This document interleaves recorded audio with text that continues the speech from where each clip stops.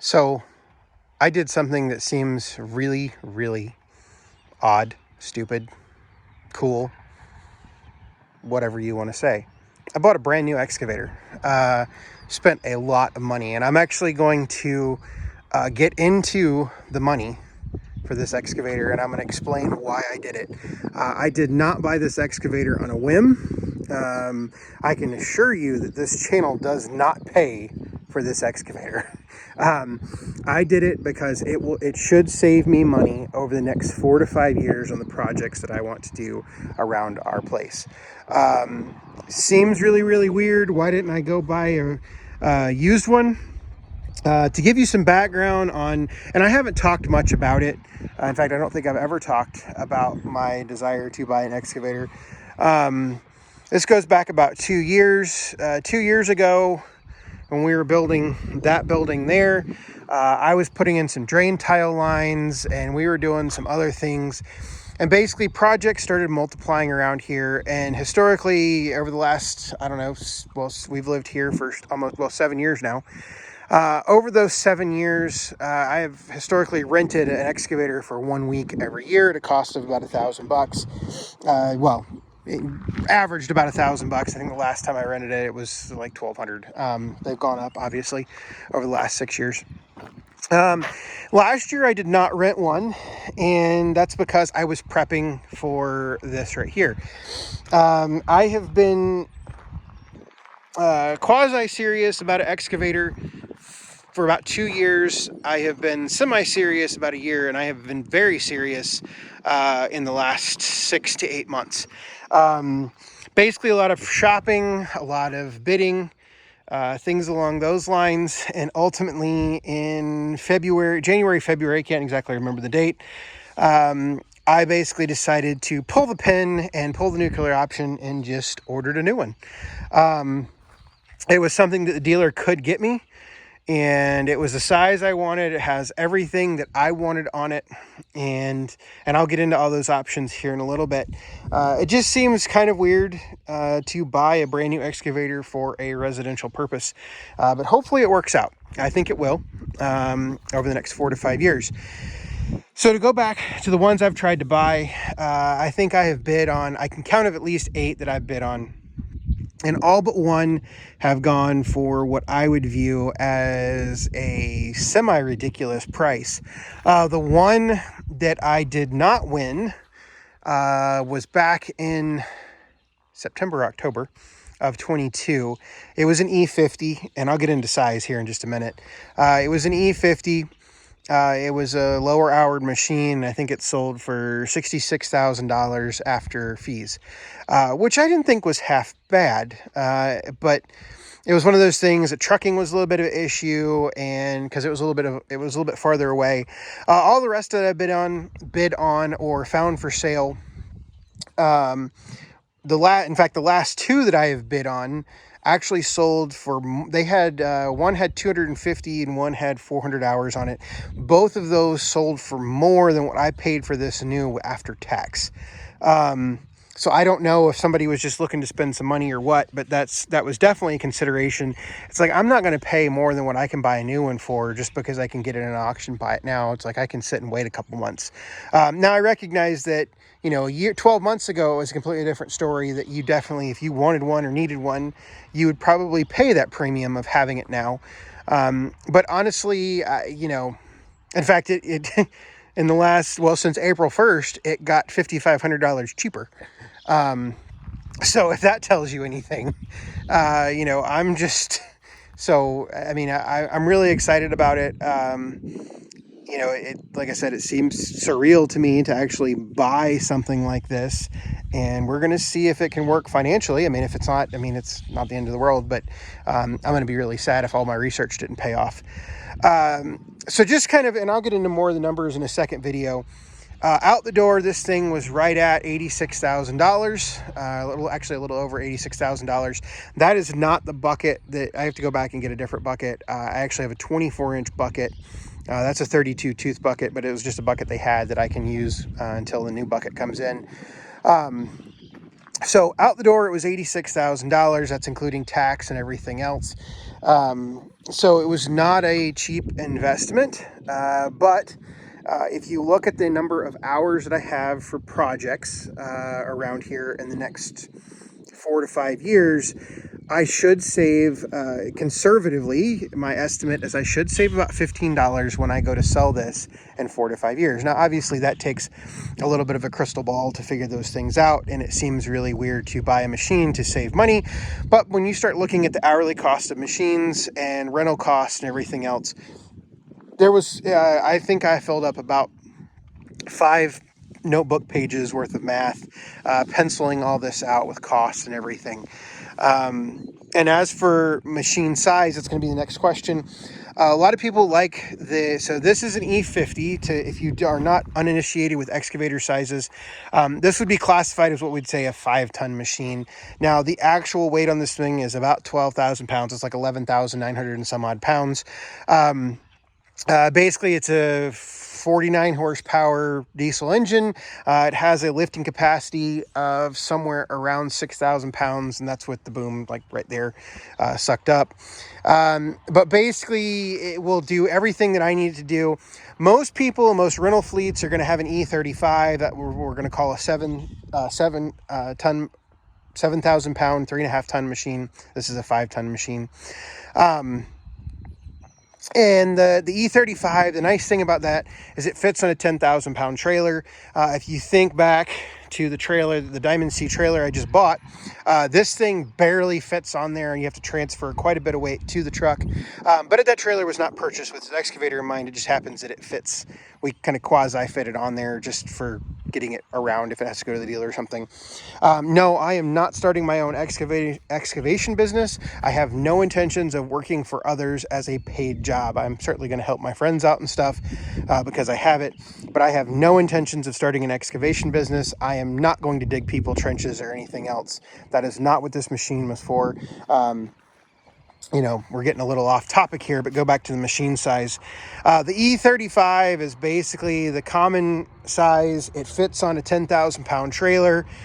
Just super easy to get around. These 5-ton machines are a little bit harder to get around because you bump up at the 26,000 pound weight class. So for instance, if we add everything up with that Diamond C trailer, the truck, and the excavator, I think coming home, I was right at 25,500 pounds, something along those lines. I haven't actually done all the math. So it's one of those things that you are bumping up against legal limits when you are hauling this. I don't intend to haul it anywhere. Some people are going to ask, why a Bobcat? Why not a Yanmar or a Takeuchi or a Deere or Hitachi or a Kubota? The biggest thing for me on why I bought a Bobcat is dealer support. I don't have a Kubota dealer that deals with excavators.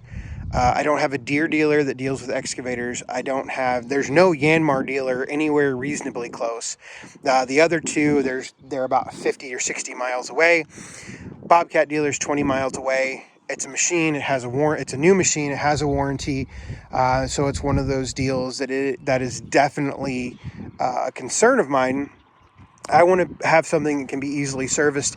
Yes, I can get Hitachi and Deere parts at my Deere dealer. I did call and ask them as I was working through all of this. So I basically went with the Bobcat because I've always rented a Bobcat. I have never been unhappy with the machine itself. I've never run an excavator other than a Bobcat, so it's kind of the devil in this case. I've never been disappointed with them. So I'm not, I had no reason to go the other way. It's not a commercial use machine. I'm not looking for heavy production or anything. It just really fit what I was looking for. So that's why I bought a Bobcat. I didn't buy it because, Doosan or anything else. I didn't look. I did look at other brands, particularly at auctions. I looked at all kinds of different brands at auctions, but I really decided I needed a machine over 10,000 pounds for the capacity for some of the things that I want to do, and also I decided that a Bobcat would be the way to go because I had dealer service locally. Which I think sometimes is a little bit of a concern if you live in an area like I do, where you've seen around. It's not like there's any large city anywhere close. I mean, we're 20 miles from the closest large city, large quote unquote. There are no large cities in South Dakota, if you consider Sioux Falls, but Sioux Falls is about 60 miles that way. Maybe a little bit farther. I can't remember. So basically, this was the machine for me. We're going to put it through its paces, and I just figured I would get a video out there. I mean, I'm sure now that I've got it, there are going to be tons of videos of me working with it. So package-wise, what are some of the upgrades? Obviously, I got a cab. That way I can work in the rain and stuff. It does have the larger display screen. I believe that's a 7-inch display. Obviously, I have HVAC, and I have the tilt blade, and then I have the hydraulic exchange, and then the thumb. I think those are all of the options. 24-inch tooth bucket. I'll pick that up at a later date, and then I'll probably get a smooth bucket as well. First task for this thing, well, we've got to go around the pond and clean up all the rocks. I'll go over that project in detail at a later date. Also, we're going to trench a new power line into, if you see that, let me zoom in here. If you see that stake out in the yard, you see that little yellow kitty litter container. About 12 months ago, actually longer than that. The line out to, that is our drain field pit. That drain field, the electric line to that drain field pit shorted out. So we've had an extension cord out to our drain field pit pump. I'm going to redo that line. Then after that, we've got to start prepping the building site for the new building, which I haven't done an update on because I don't have an update, but a new building is going to go right there. And so we're going to prep that building site, and then we are going to start around this building. We're going to do a significant amount of grade work that will require probably a little bit bigger thing than the 4066, which is why the blade here works perfect. So we're going to go around that. We've got quite a bit of driveway to repair. I've got a frost heave right here that needs to come out. But the biggest project, we've got some additional drain lines to put in. We're going to put in a drain line right through there. We're going to regrade this driveway. If you can't tell, the driveway's got a hump. We got to take out this hump right here, significantly regrade the driveway. And then at the same time, we're going to go ahead and put in some drain lines.